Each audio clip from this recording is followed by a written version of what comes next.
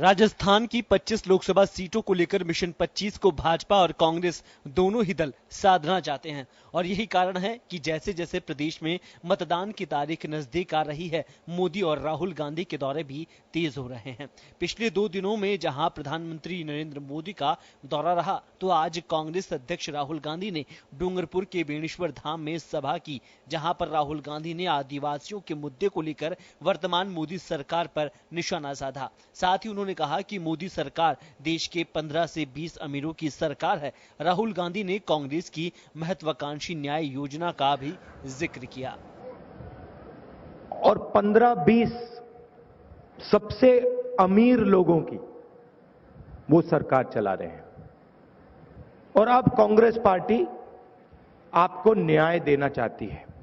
जो 5 साल उन्होंने आपका नुकसान किया, जो 5 साल उन्होंने आपका नुकसान किया, उस बात को मैं इस स्टेज से पहचानता हूं।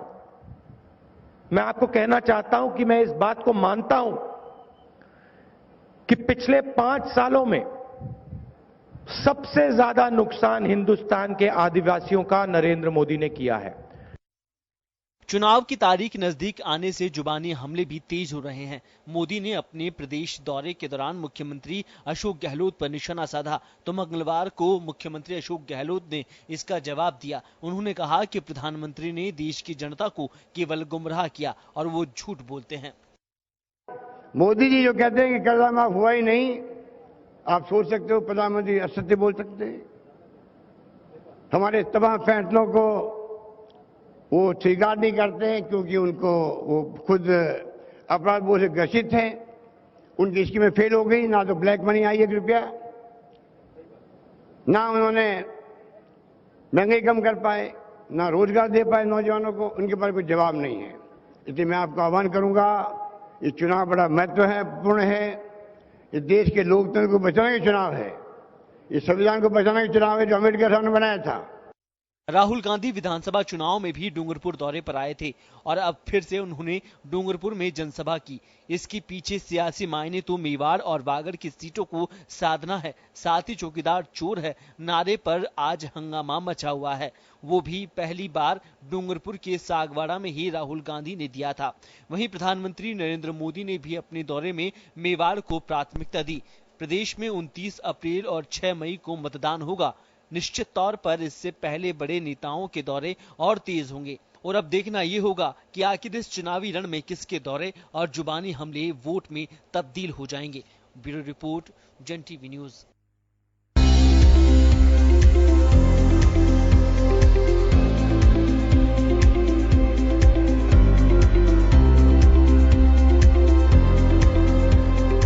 नमस्कार, जन टीवी में स्वागत है आपका। मैं हूं योगेंद्र। आप देख रहे हैं खास खबर। खास खबर में हम बात कर रहे हैं सियासी महासमर जैसे जैसे नजदीक आ रहा है वैसे ही तल्खी भी बढ़ती जा रही है और पब्लिक को लुभाने के लिए कई हैं या सभाएं भी नेताओं की काफी बढ़ती जा रही हैं।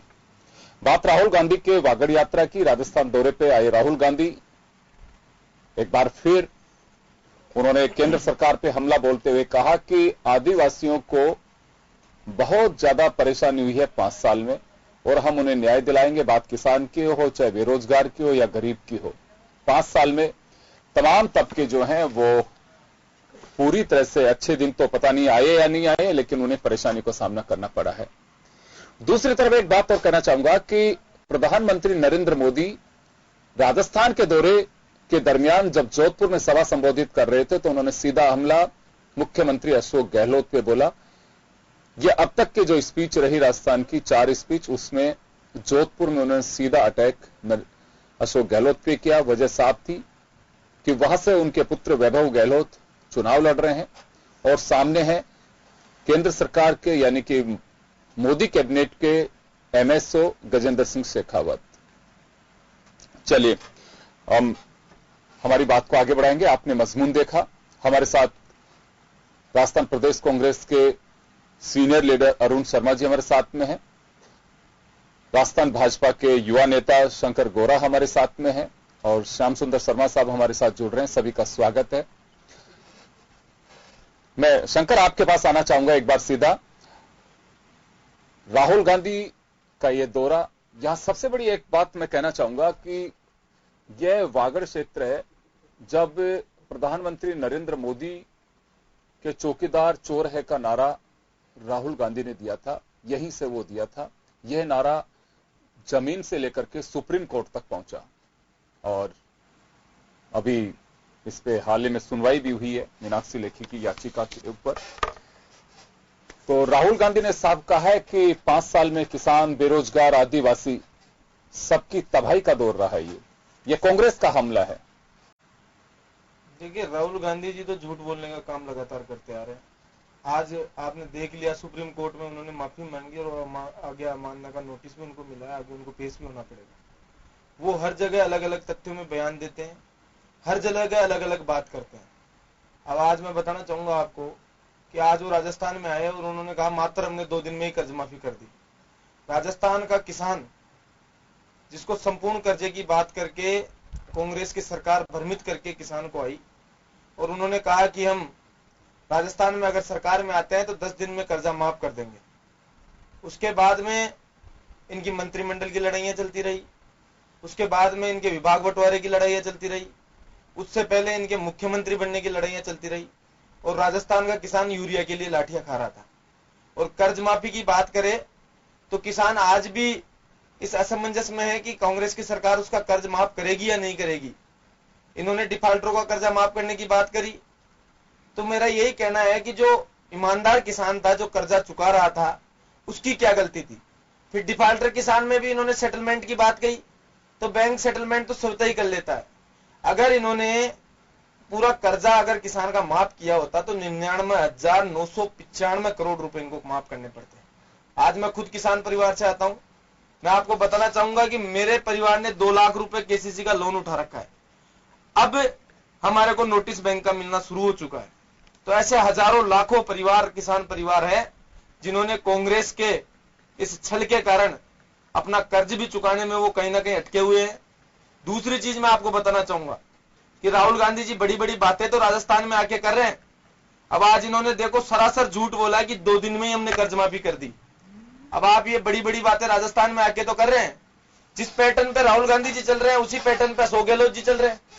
उन्होंने फरवरी महीने में जब वो राजस्थान विश्वविद्यालय में छात्र संघ कार्यालय का उद्घाटन करने आए तो युवाओं ने उनको गाड़ी को रोक लिया, उनसे सवाल पूछे कि हमारा बेरोजगारी भत्ता कहां है। तो उन्होंने खुले मंच पे वादा किया कि 1 मार्च से आपका बेरोजगारी भत्ता आ जाएगा। इन्होंने कहा था कि शिक्षित बेरोजगारों को हम बेरोजगारी भत्ता देंगे। अब लगभग शिक्षित बेरोजगार 33 लाख लोग राजस्थान में हैं। फिर इन्होंने एक मापदंड निकाला, सरकार बनते ही आपको याद होगा सचिन पायलट जी ने यह कहा कि कांग्रेस की सरकार बनते ही 5 लाख लोगों ने साइट में रजिस्टर करवा लिया। इसके बाद में इन्होंने सिर्फ 72,000 लोगों का मापदंड बेरोजगारों को निकाला। और अब तक मैं पूछना चाहूंगा कि ये बड़ी बड़ी बातें कह रहे हैं, हम न्याय देंगे, ये बात ये कर रहे हैं, अभी तक एक भी बेरोजगार के अकाउंट में एक पैसा भी आया है क्या? दूसरी चीज, इनका झूठ पकड़ा गया। एक तरफ सचिन पायलट जी कह रहे हैं 5 लाख लोगों ने रजिस्टर करवाया है उस साइट पे, और ये कह रहे हैं कि 72,000 लोगों को देंगे। तो ये सरासर राजस्थान के युवा को, पर ये बात तो अभी भी कह रही है कांग्रेस कि आप साइट पे देखिए, बिल्कुल बेनिफिट लोगों को मिल रहा है। आप पता करिए ना, मीडिया पता करे, अभी तक एक भी बेरोजगार का अगर माफ हुआ है तो आप कहोगे वो मैं करने के लिए तैयार हूं। एक भी बेरोजगार का एक भी पैसा अभी तक बेरोजगारी भत्ता बेरोजगार को नहीं मिला है। ये कांग्रेस की झूठ बोलने की नीति है।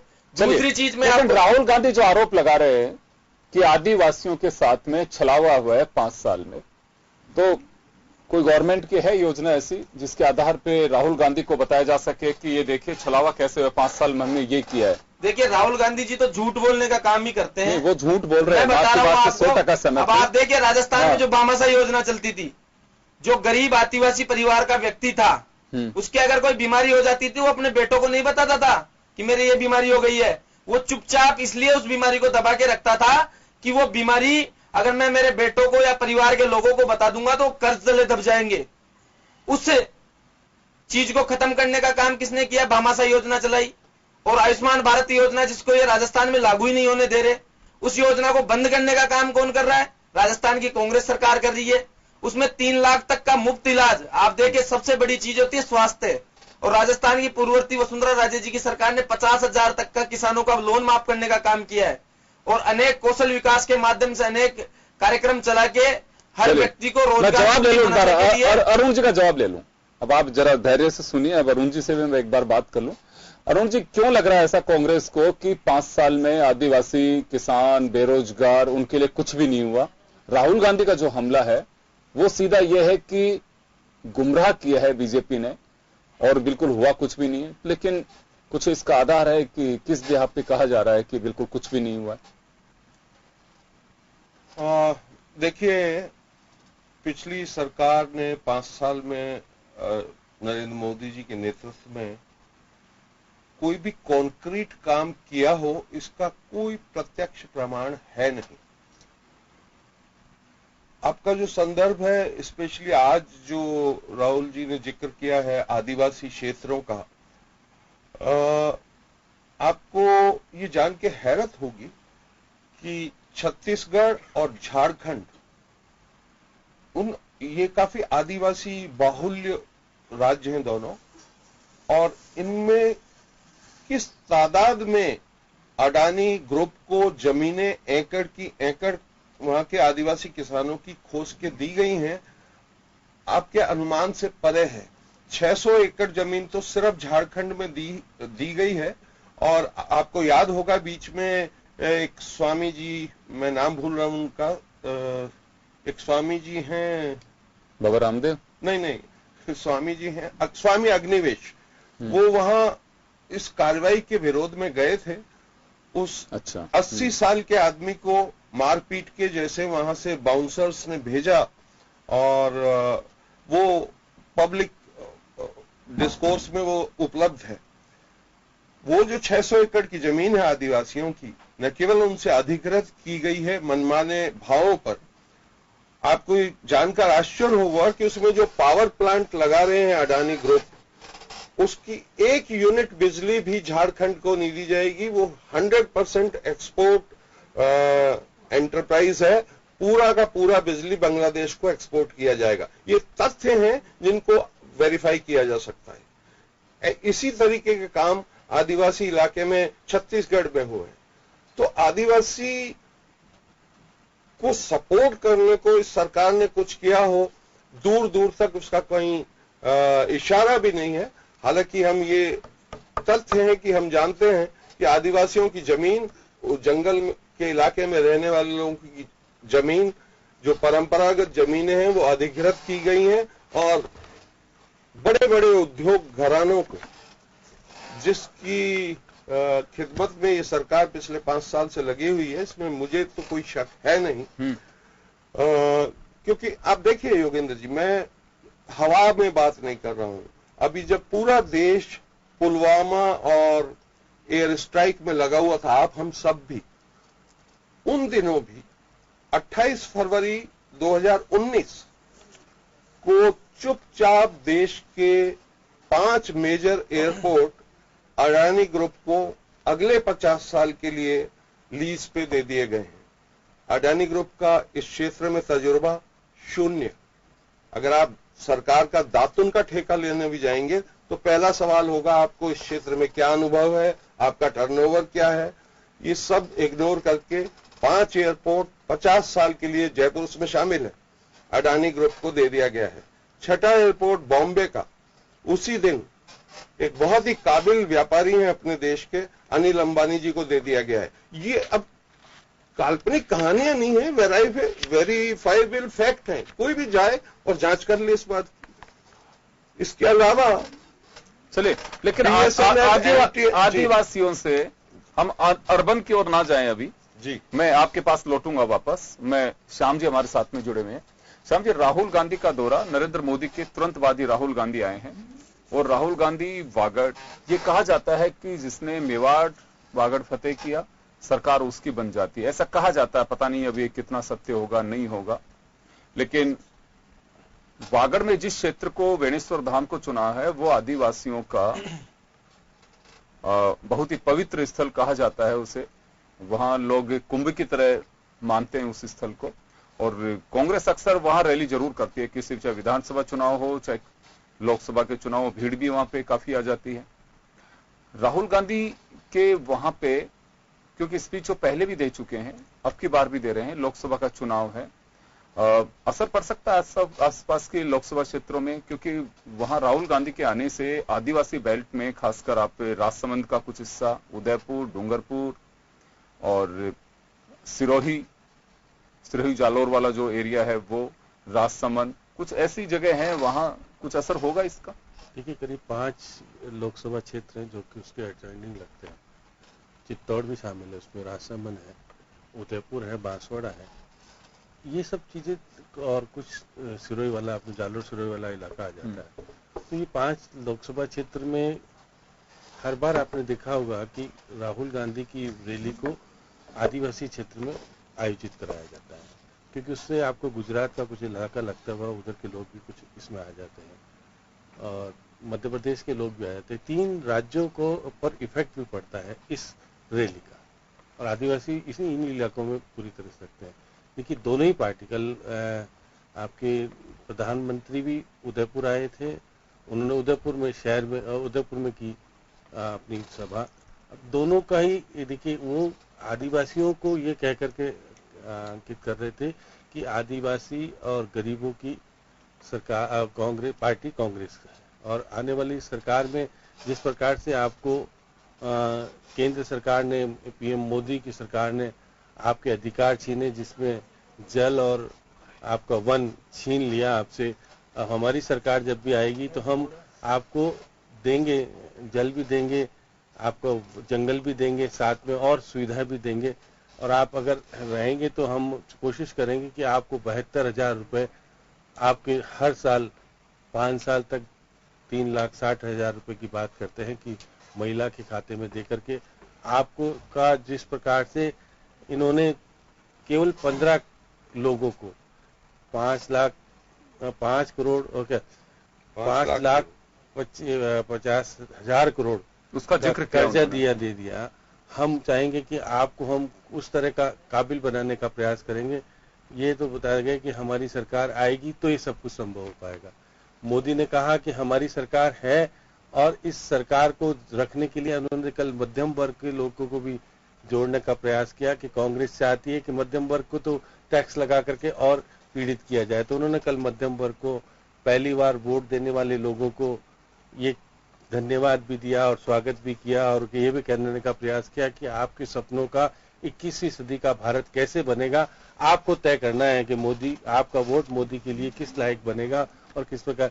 दोनों ही नेता चाहते थे कि किसी प्रकार से उनको अपनी अपनी पार्टी में वोट अधिक से अधिक कैसे गिरे, और वो रणनीति के तहत देखिएगा जिस प्रकार से कल प्रधानमंत्री घबराए हुए नजर आए। उन्होंने जोधपुर में जिस प्रकार के बाद प्रहार किया सीधे तौर पर मुख्यमंत्री पर कि मुख्यमंत्री असरदार भी हैं और एक परिवार। एक मेरा छोटा सवाल है, ये बात सही है कि प्रधानमंत्री इतनी बार राजस्थान में आए, पहली मर्तबा सीधा अशोक गहलोत पे अटैक किया उन्होंने, तंज उनके अपने तरीके से व्यंग, ये सब चीजें चलती रहती हैं, लेकिन सीधा हमला उन्होंने कल पहली बार किया है। और जोधपुर सीट बीजेपी के लिए भी महत्वपूर्ण बन गई है और कांग्रेस के लिए भी महत्वपूर्ण बन गई है, क्योंकि यही वजह है कि प्रधानमंत्री और अमित शाह, राजस्थान में ऐसी एक सीट है जहां दोनों लोग पहुंच रहे हैं। तो ये क्यों लग रहा है कि उनकी बॉडी लैंग्वेज या कुछ घबराहट, आपने कहा कि थोड़े घबराए हुए थे, ऐसा क्यों लग रहा है? देखिए, योगेंद्र जी वो कह रहे थे कि मुख्यमंत्री ने अपने वंशवाद को जो जीवित उदाहरण यहाँ पर दे दिया है कि वो वंशवाद के वो भी पक्षधर हैं, क्योंकि कांग्रेस में जिस प्रकार से वंशवाद चल रहा है, जिसके के खासम खास भी हैं पार्टी के भी और उस वंश के भी, और खुद भी वंशवाद को फलीभूत कर रहे हैं अपने पुत्र को टिकट दे करके, और उसको जिताने के लिए वो गली गली में जाने के लिए मजबूर हो गए हैं, टेम्पू में जाने के लिए मजबूर हो गए हैं। जिस प्रकार से उनको लग रहा था कि जो मेरा मंत्री, कैबिनेट मंत्री है, वो खड़ा है और उसके आगे एक मुख्यमंत्री का पुत्र, और मुख्यमंत्री की शासन पूरा लगा हुआ है हराने के लिए, तो उनको थोड़ी घबराहट। उन्होंने लोगों से कहा कि इनको जिताओ और वापस से भेजो, तो उनको एक तरह से ये भी थी, घबराहट भी थी। और जिस प्रकार से, क्योंकि मेवाड़ मारवाड़ को जिस प्रकार से उन्होंने अंकित करने का प्रयास किया कि आपके लोग सेना में भर्ती होते हैं, ये वही मुख्यमंत्री है, ये वही पार्टी के नेता है जो कि कर्नाटक में गए थे और मजे मजे जिता करके आए, और वो वहां का मुख्यमंत्री कहता है कि 2 रोटी कमाने के लिए, 2 रोटी जिसको नहीं मिलती वो सेना में भर्ती होता है, तो आप उसके अपमान का बदला दे दो, हमारे गजेंद्र सिंह को जितवा दो। तो ये जिस प्रकार का पहली बार प्रधानमंत्री हमारे मुख्यमंत्री को जिस तरह से केंद्रित बिंदु बनकर के घेरने का प्रयास किया, उसे लगता है कि उन्हें आहट हुई है कि जब गुजरात में जिस प्रकार से वो प्रहार करके आ गए, कर्नाटक में प्रहार करके आ गए और राजस्थान को उन्होंने फिर जीत लिया भाजपा से, तो उनको पुरानी कसक थी जो कि कल देखने को मिली। एक पीड़ा कह सकते हैं इसे जी। चलिए शंकर, आपके पास में आना चाहूंगा। प्रधानमंत्री जी, देखिए अभिव्यक्ति की आजादी है और लोकतंत्र का ये मंच है, कोई भी बिल्कुल, और अब तो बहुत ही अच्छी सी छूट है, जिसकी जो इच्छा हो रही है वो वही बोल रहा है। लेकिन प्रधानमंत्री के जो सीधे हमले थे अशोक गहलोत पर, खासकर सामाजिक एक वरिष्ठ पत्रकार है, उनको लगता है कि एक कसक जो प्रधानमंत्री को नजर आ रही थी, वो चाहे कर्नाटक की बात हो या राजस्थान से सरकार हथियाने की बात हो, गुजरात में बराबरी में कांग्रेस ने जो टक्कर दी बीजेपी को उसकी बात हो, तो एक कसक थी, वो जोधपुर में आकर के निकाली है उन्होंने। देखिए कर्नाटक में तो कांग्रेस की सरकार बनी नहीं, इन्होंने सबसे कम सीटों वाली पार्टी को समर्थन दिया। गुजरात में 22 साल की सरकार दोबारा भारतीय जनता पार्टी की बनी और राजस्थान में इन्होंने युवाओं से, बेरोजगारों से, किसानों से, कर्मचारियों से झूठ बोल के सभी जातियों के मुख्यमंत्री तय करके इन्होंने सरकार बनाई है, जिसका खामियाजा इनको अभी लोकसभा चुनाव में चुकाना पड़ेगा। दूसरी चीज, जिस प्रकार से प्रधानमंत्री जी ने कहा, एक प्रदेश का मुख्यमंत्री सिर्फ एक ही सीट के लिए प्रचार कर रहा हो, डेली शाम को जाके वो जोधपुर में ही सोए और डेली हर दूसरे दिन वो जोधपुर में जा रहे हैं, तो प्रधानमंत्री जी का कहना स्वाभाविक है, वो बिल्कुल सत्य कह रहे हैं। वो दिल्ली जा रहे हैं अशोक गहलोत जी, उनका तो डेली का प्रोग्राम आ रहा है, जा रहे हैं। आप हर दूसरे दिन की रात आप उठाकर देख लीजिए, अशोक गहलोत जी, पूर्व मुख्यमंत्री अशोक गहलोत जी जोधपुर है। मैं बताना चाहूंगा, हमारी पूर्व मुख्यमंत्री जी का अब तक कल तक के दौरे बाहर के थे, वो कल बाराजा लवाड़ गई है। जिस प्रकार से वो नॉमिनेशन में भी अपने पुत्र के नॉमिनेशन तक भी नहीं गई। और इनके देखिए सारे मंत्रियों ने जोधपुर में दौरे कर लिए, हर मंत्री जयपुर से यहाँ से जाता है, 2 दिन रुक के फिर वापस आता है। चलिए, लेकिन एक बात बताइए शंकर, जो एक बात पूछना चाह रहा हूं आपसे, वैभव गहलोत और दुष्यंत दोनों में अंतर क्या महसूस हो रहा है आपको? आपसे पहले भी यूनुस खान वहां के प्रभारी रहे जब ये चुनाव लड़ रहे थे, मंत्री और लगे रहे वहां पे। मैं तो अलग बात कर रहा हूं, अलग बात का मेरा मानना है। देखिए ये तो आप लोगों की आजादी है, आप लोग हमारा काम सिर्फ एक पूछ सकते हैं, बाकी बातें नहीं कर सकते कि हम जैसे चाहें वैसे आप उत्तर दीजिए।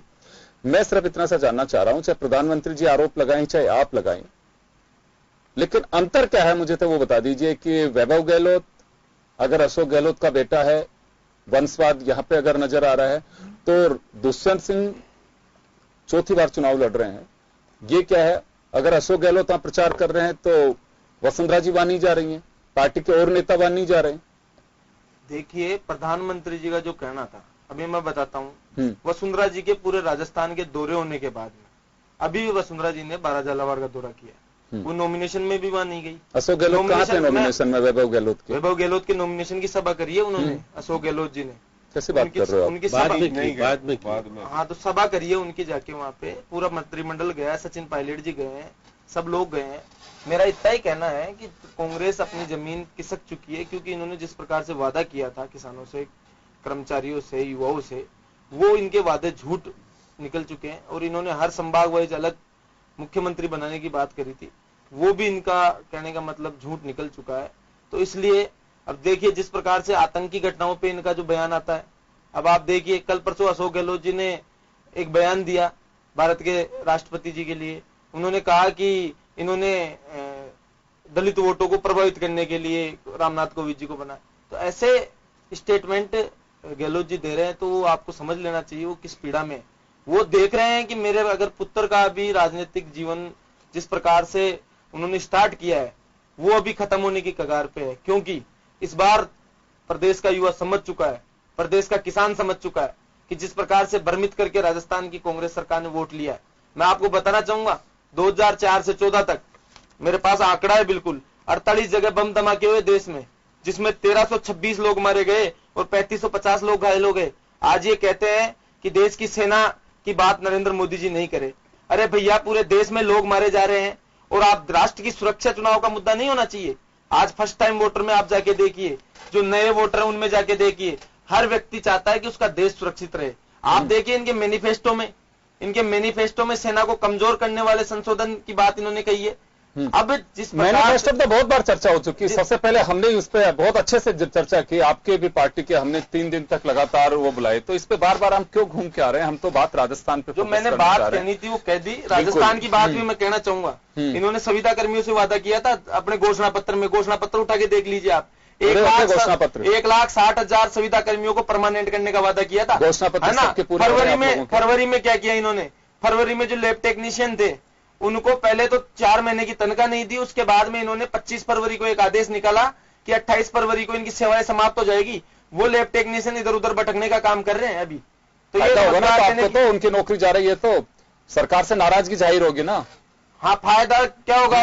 ये तो कर रहे हैं ना गड़बड़, तो इसलिए जनता समझ चुकी है। अब 5 साल तो आपको गड़बड़ सहनी करनी पड़ेगी शंकर गौरा साहब को, चारा नहीं है, क्योंकि लोकतंत्र जाएगा। अभी चुनाव होने वाले 29 तारीख को, वो बात सही है। राजस्थान में तो आपको ये संकट झेलना पड़ेगा, क्योंकि सरकार इनकी, मोदी साहब आज चाहे प्रतिपक्ष कितने भी उन पे हमले करता रहा हो, लेकिन 5 साल तो मोदी साहब को ही जब देश की जनता ने सौंप दिया तो उसमें कोई चारा नहीं था ना। ये लोकतंत्र का एक मजबूत और एक अप्रत्याशित अध्याय है कि जिसके हाथ में सत्ता मजबूत तरीके से चली गई, आप उसमें कुछ कर नहीं सकते, आप केवल एक बयानबाजी कर सकते हैं, उसके अलावा कुछ नहीं कर सकते। मैं अरुण जी आपके पास में आना चाहूंगा। ये जो व्यक्तिगत रूप से पहली मर्तबा नरेंद्र मोदी साहब ने सीधा अशोक गहलोत पे अटैक किया, और क्योंकि कोटा माफ करेगा जोधपुर सीट, जोधपुर से उनके पुत्र चुनाव लड़ रहे हैं, और वहां पे मोदी साहब के अपने कैबिनेट के सदस्य चुनाव लड़ रहे हैं, तो निश्चित रूप से हॉट सीट तो ये हमें पहले से ही लग रहा था कि हॉट सीट है। राजस्थान की सबसे जो हॉट सीटें हैं उनमें से एक जोधपुर भी है। इस पर मैं आपसे बयान लूंगा, आपका जो भी वक्तव्य है, लेकिन एक छोटे से ब्रेक के लिए रुकेंगे, ब्रेक के बाद हम जल्द लौटेंगे।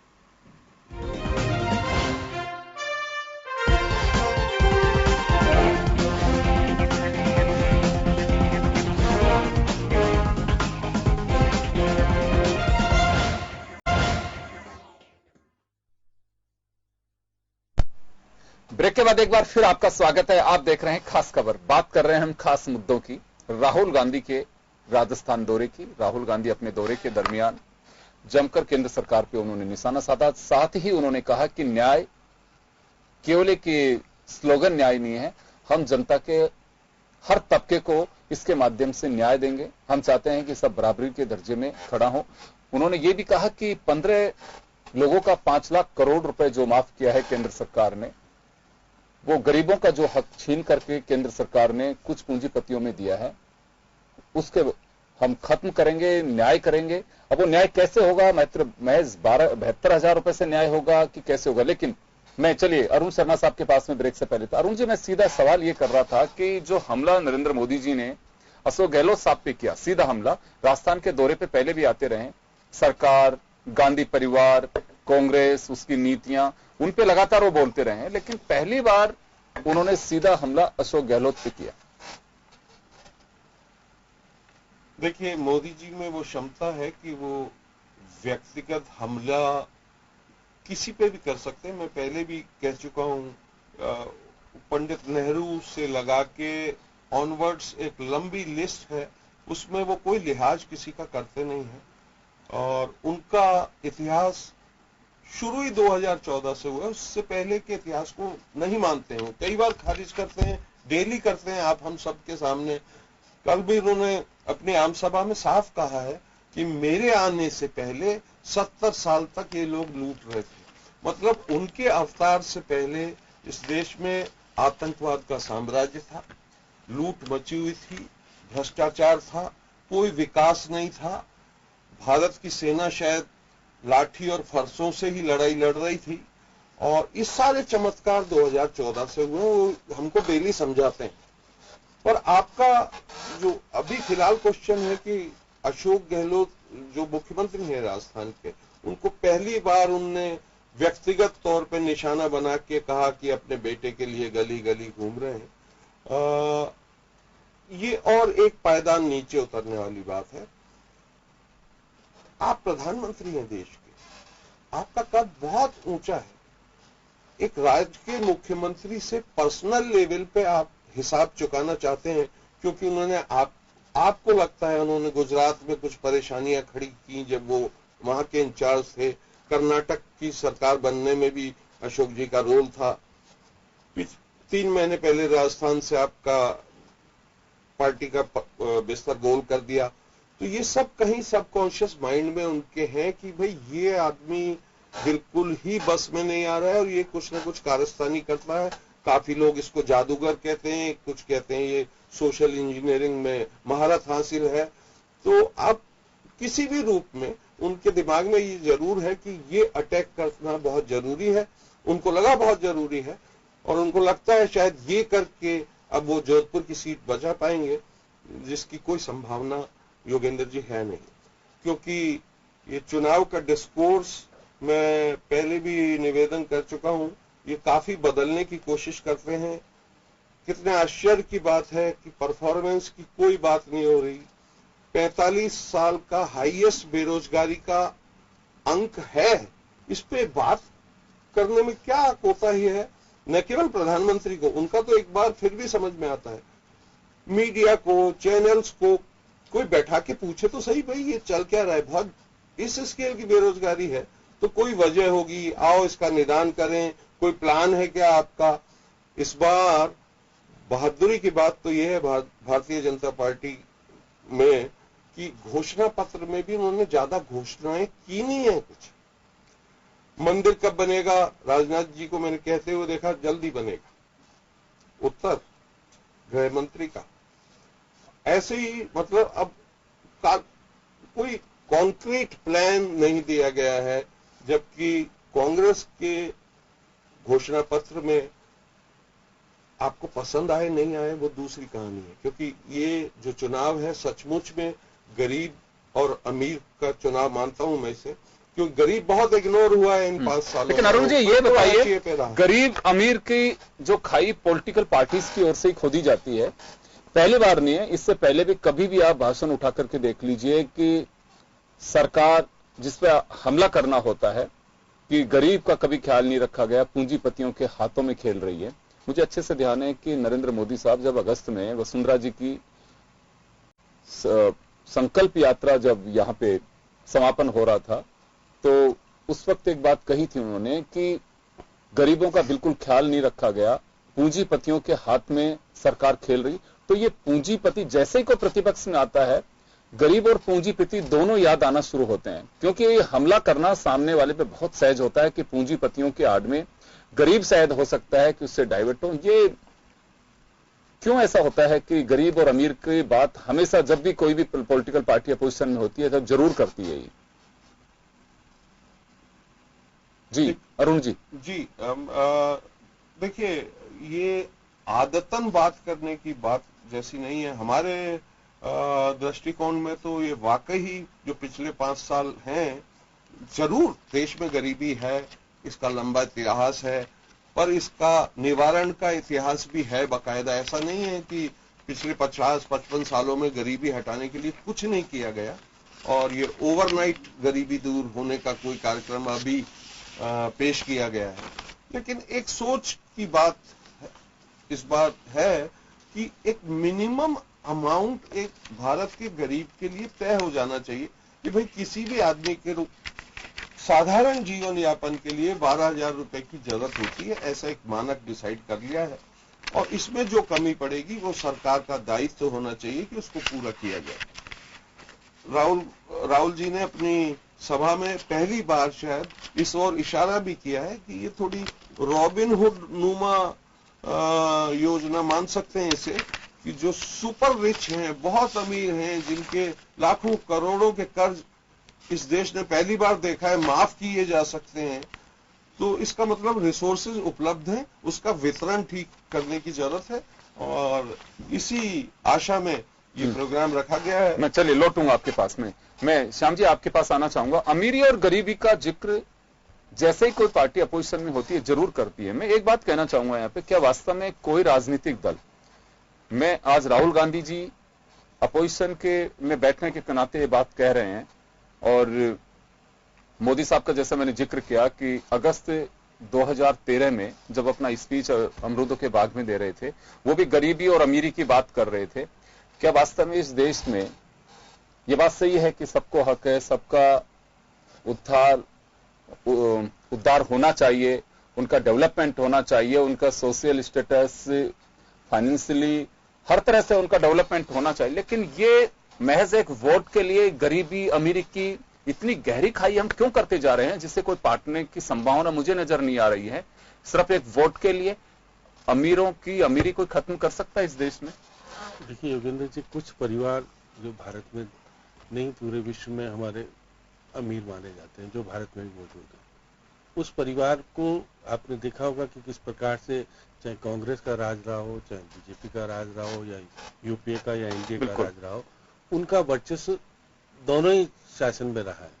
अब ये बात अलग है कि वो अनिल अंबानी को लेकर के सीधे तौर पर कहते हैं कि 30,000 करोड़ रुपए का क्यों फायदा दिया गया, उसका जवाब मुंबई एयरपोर्ट का भी जिक्र आ रहा है। बहुत सारी चीजें कि बहुत सारी चीजें ऐसी है कि रख रखाव पे देने की बात होती है। तो सारी बातें, ये सारी चीजें ये होता है कि क्योंकि चुनाव होता है तो उस पार्टी के लिए फंड चाहिए, और फंड की व्यवस्था करने का कौन देता है आप, क्योंकि गरीब तो दे नहीं सकता, ये अमीर लोग ही उसकी पूर्ति करते हैं, चाहे भले बीजेपी हो, चाहे कांग्रेस हो, बीएसपी हो, चाहे कोई पार्टी हो, जो भी सत्ता में होती है वो अपना उससे सहयोग लेती है। और आपने देखा होगा कि चुनाव जिस प्रकार का एक खर्चीला काम हो गया है कि आम व्यक्ति चुनाव लड़ नहीं सकता।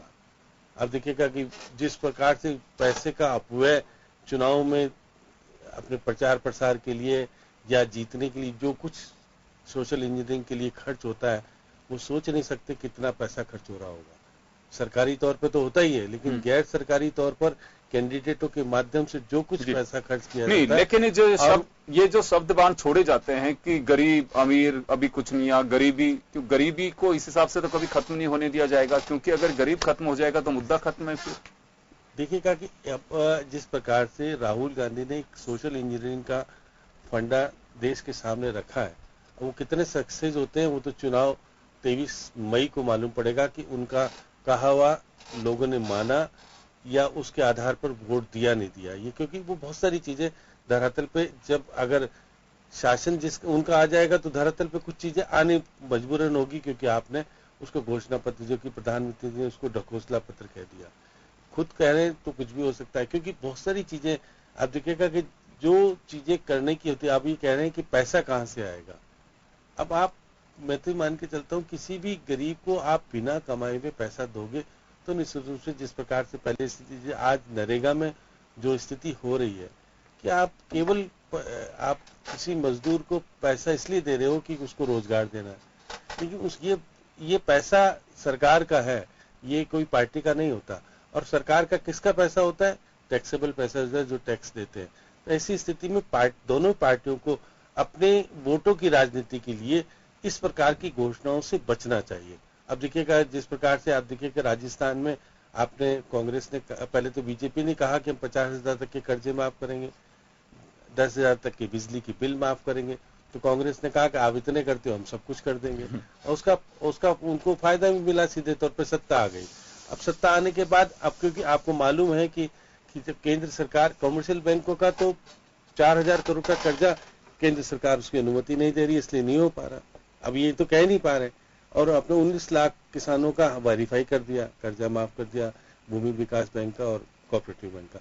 लेकिन जो 18,000 करोड़ रुपए का खर्चा जो आपने अपनी वोटों की राजनीति के लिए किया, वो सीधे तौर पर किसके ऊपर आएगा? राजस्थान की अर्थव्यवस्था के ऊपर, उसके ऊपर। और उसमें सबसे बड़ी बात है, एक बात, हालांकि आज कोई रिलेवेंट मैटर नहीं है, कभी कर्ज माफी की बात आएगी जब मैं बताऊंगा।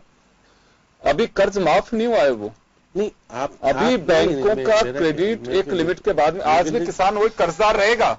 योगेंद्र जी, क्योंकि आपने तो वेरीफाई करके किसान को देना नहीं पड़ेगा, ये तो तय हो गया। अब क्योंकि आपने बजट आया नहीं, अपना बजट एलोकेशन हो गए। जैसे पहले वाली सरकार ने 2,000 करोड़ का आपने व्यवस्था की और आपने सीधे तौर पर 8,000 करोड़ का कर्जा माफ कर दिया। 6,000 करोड़ रुपए आज भी देने के लिए बाकी पड़ा है, जो कि इस सरकार को करना पड़ेगा। अब क्योंकि अब आपने किया है टोटल 18,000 करोड़, 19,000 करोड़ करीब बाहर पड़ेगा। अभी 4,000 करोड़ का क्योंकि कमर्शियल का, तो क्योंकि अभी तक जब तक रिजर्व बैंक को परमिशन देगी सरकार परमिशन अभी देगी नहीं, क्योंकि चुनाव लोकसभा के हैं। तो ऐसी स्थिति में बहुत वोटों की राजनीति के लिए कुछ चीजें। चले आऊंगा मैं शंकर जी के पास में जाना चाहूंगा। शंकर जी, यहाँ एक गरीबी अमीरी की बात है, क्योंकि गरीब अमीर की बात मैं इस वजह से कर रहा हूं, राहुल गांधी का स्पीच जो टोटली जो फोकस था वो आदिवासी, गरीब, किसान इन्हीं के ऊपर था। जो प्रतिपक्ष में होता है उसे ही गरीब की याद आती है। कितनी योजनाएं बनती हैं नहीं बनती हैं मैं इसमें नहीं जाऊंगा, क्योंकि आज भी गरीब गरीब है। उसको स्तर को उठाने में सरकारों ने अगर अपनी तरफ से अगर कहा जाता है कि हमने ये कर दिया तो उसकी मॉनिटरिंग का अभाव है, क्योंकि उनका स्तर सुधरा नहीं है। मैं एक छोटी सी बात बताना चाहूंगा। जयपुर की कुछ कच्ची बस्तियों को हमने गत वर्ष विधानसभा चुनाव के अंदर जाकर के वहां उनकी स्थिति को लेकर के हमने खबरें की थी। 5 साल निकलने के बाद श्याम जी आज भी हम उस बस्ती के अंदर सैटरडे को जाके आए हैं। वो कि वो हालात हैं जैसे थे वैसे के वैसे हालात, वैसे के वैसे, कोई चेंजेस नहीं है उनकी लाइफ स्टाइल के अंदर। तो मैं ये जानना चाहता हूं कि सरकारें योजनाएं बना रही हैं, गरीबी हटाने की प्लानिंग भी बना रही हैं, फिर ये पैसा जा कहां रहा है, किस गरीब के खाते में जा रहा है, कहां जा रहा है, उनका स्तर तो सुधरे।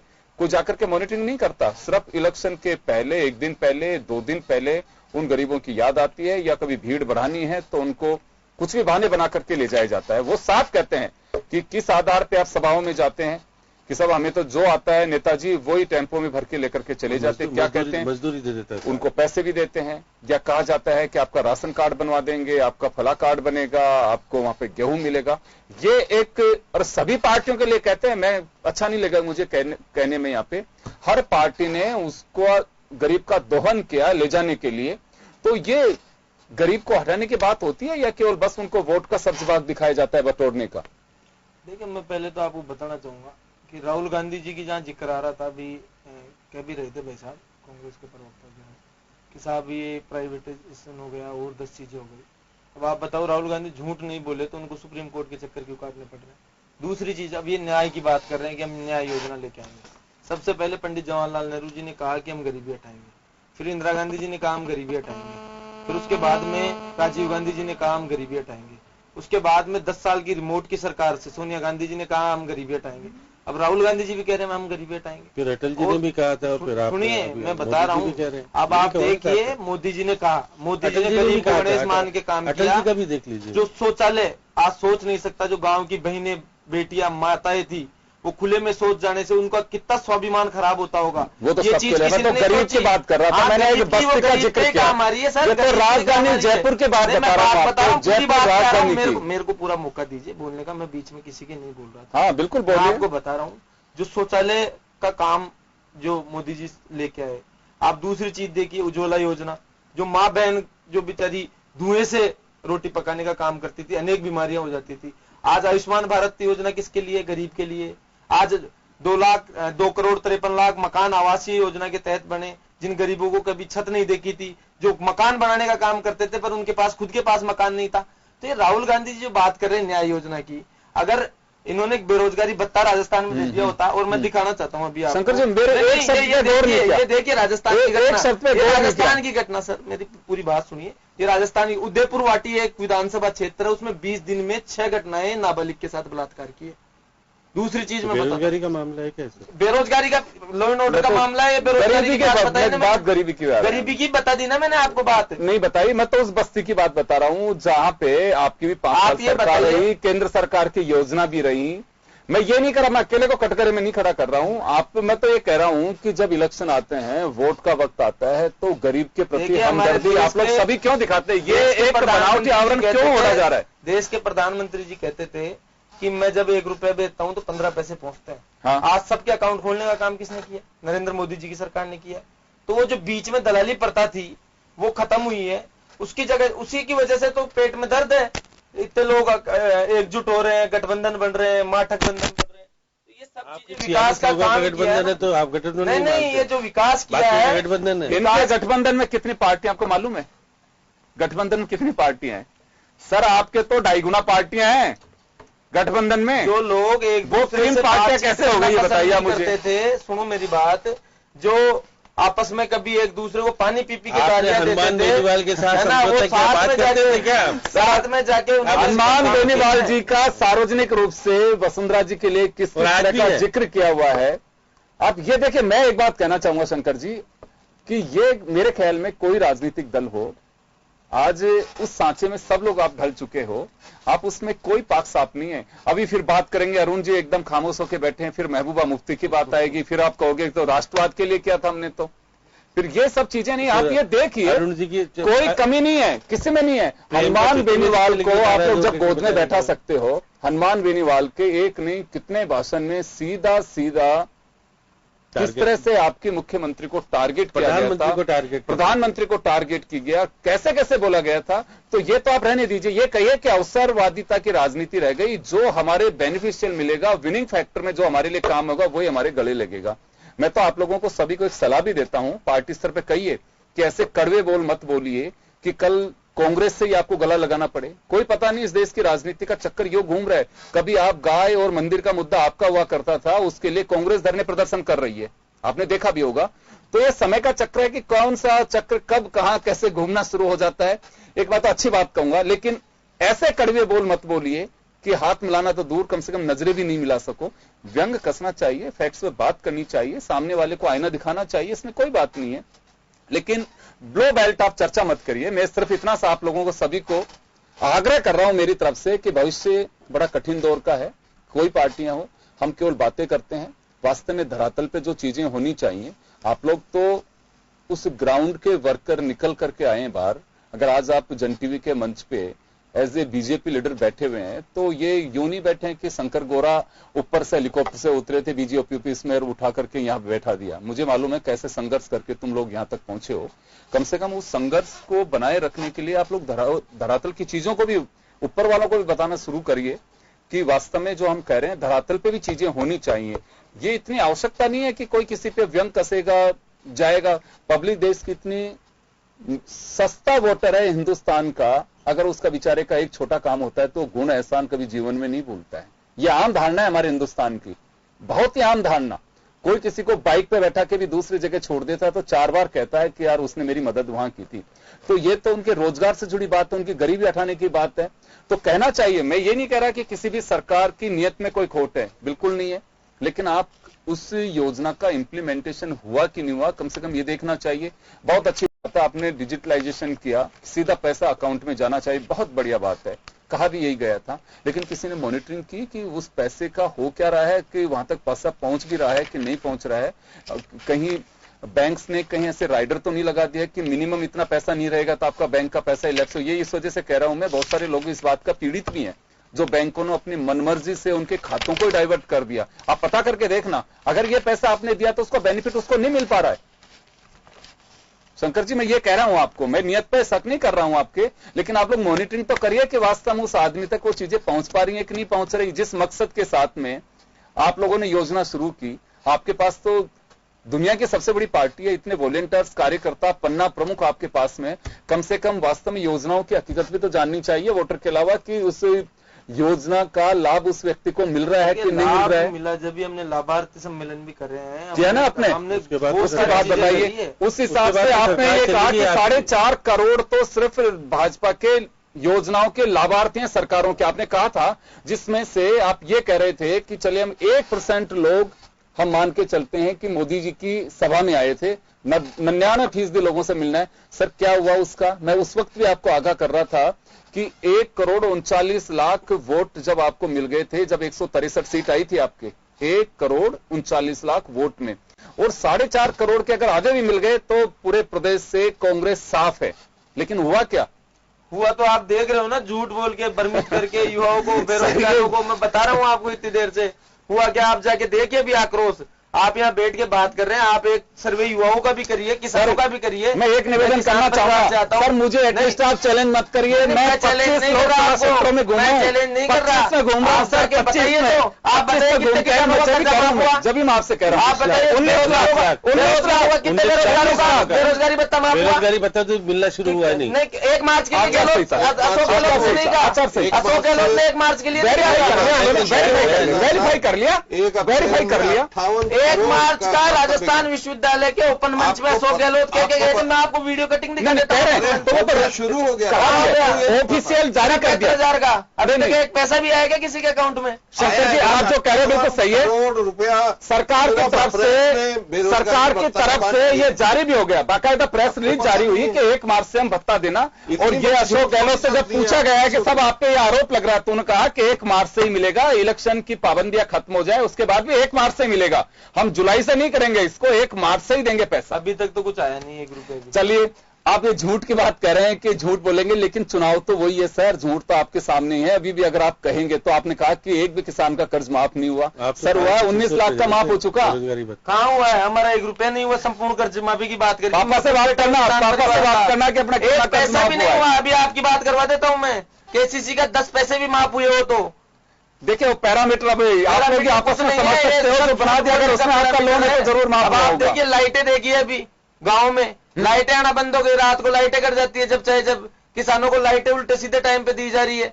तो ये सब ऐसा रिस्क उठाएगी क्या? ऐसा रिस्क उठाएगी कांग्रेस? कांग्रेस उठा रही है रिस्क नहीं। अब तो इनको 25 की 25 सीटों से हाथ धोना पड़ेगा राजस्थान में। कोई बात नहीं, हम लाइफ बॉय की बजाय सीटों से हाथ धो लेंगे, आप निश्चिंत रहिए, जनता सब समझ रही है। निश्चिंत है, जनता सब समझ चुकी है सर। देखो शंकर, तुमने अभी नेहरू जी का नाम लिया, नेहरू जी ने कहा था गरीबी हटाएंगे, मेरे को पक्का मालूम है तुम पैदा भी नहीं हुए थे और शायद इंदिरा गांधी के टाइम भी नहीं थे। नेहरू जी के टाइम मैं भी 4, 5, 6, 7 साल का होऊंगा जब उनकी डेथ हुई।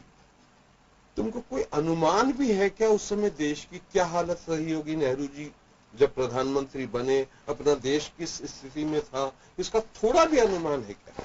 नहीं होगा। मेरे को तो इतना सा अनुमान है कि अभी जो कांग्रेस की पार्टी है, माँ बेटे जीजा सब जमानत पर है, और ये हमारे जो गरीबों के पैसे थे ना, वो ये जो गरीब लोग थे उनके पैसों से वो जमानत पर है, और वो बड़ी बड़ी बातें करते हैं, हर जगह उनका आंकड़ा अलग क्यों आ जाता है। आज उन्होंने क्या कहा कि 2 दिन में कर्जा माफ कर दिया, 2 दिन में तो यहाँ कोई ऑर्डर भी नहीं निकला था, 2 दिन में तो मुख्यमंत्री नहीं बना था सरकार बनने के बाद में। तो फिर ये झूठ बोलने का सरकार बनने के बाद, सरकार बनने के बाद 2 दिन में ऑर्डर आ गया था। तीसरे दिन कर दिया था। खैर मैं ये कह रहा हूँ कि एक और निवेदन के माध्यम से आदेश कर दिए थे, जारी हो गए थे। एक बात और मैं कहना चाहता हूँ शंकर, तुम्हारे जैसे नौजवान दोस्तों के लिए मेरी सलाह है, अपना देश कमाल का देश है। कमाल का इसलिए कहता हूं, ये वो देश है जहां आसाराम बापू के 4 करोड़ भक्त थे, है अभी भी कुछ तो है। 4 करोड़ भक्त, काल्पनिक बातें नहीं कर रहा हूं मैं। राम रहीम के इतने ही करोड़ भक्त थे, रामपाल के इतने ही करोड़। आज भी जा रहे हैं लोग कि हमको, हमारे को आशीर्वाद दे दो। आज भी देखा आपको, मैंने देखा था। भक्ति में कुछ नहीं रखा यार। ये जो अंधी भक्त हर बार बेचारा बेवकूफ बनता है, उसकी आशाओं पे हमेशा तो गुलाम बन जाए होता है। लेकिन आगे सुनो क्या कह रहे हैं, रूट पे आ रहे हैं अभी। फिर भी हमें कमाल की लालसा रहती है भक्ति करने की, पता नहीं कहां से आती है। हम एक जिंदा आदमी को खुद आगे जाके भगवान बना देते हैं। उस भगवान की फिर धीरे धीरे हिम्मत ऐसी हो जाती है कि वो लोकसभा के चुनाव में यहाँ आता है, वो पूछता है, भाइयों और बहनों तुम्हें मेरे चेहरे के अलावा कोई और चेहरा दिखाई देता है? सवाल पूछ रहा है। ये अहंकार हम भक्त लोग ही उसको दे सकते हैं। कांग्रेस के पास मुद्दे नहीं बचे, कांग्रेस के पास मुद्दा बचा है। मोदी जी महंगे कपड़े, आसाराम बापू रामलाल क्यों जोड़ रहे हैं मोदी जी को? जो आप मोदी जी की तुलना कहां कर रहे हैं? जमानतों पे है, आप बताइए। कांग्रेस पार्टी नहीं, कांग्रेस लिमिटेड कंपनी है। मैं माफी चाहूंगा, मैं परिवार का शासन रहता है। मैं माफी चाहूंगा, समय कम है। खैर कुल मिलाकर के गरीब कितना लाभार्थी बन पाएगा नहीं बन पाएगा ये तो अलग विषय है, लेकिन गरीबी मुद्दा जरूर रहेगा जब तक वोटों की खेप कटती रहेगी। अभी तो गरीब को तय करना है कि ये बुलावे का दिलासा कब तक वो सहन करेगा। हर राजनीतिक दल ने फसल काटी है गरीब, किसान, बेरोजगारी की, लेकिन देखिए 23 तारीख तक कितनी फसल किसकी कटती है। बहुत बहुत शुक्रिया आप सभी का। खास खबर में आज इतना ही, दीजिए इजाजत, नमस्कार।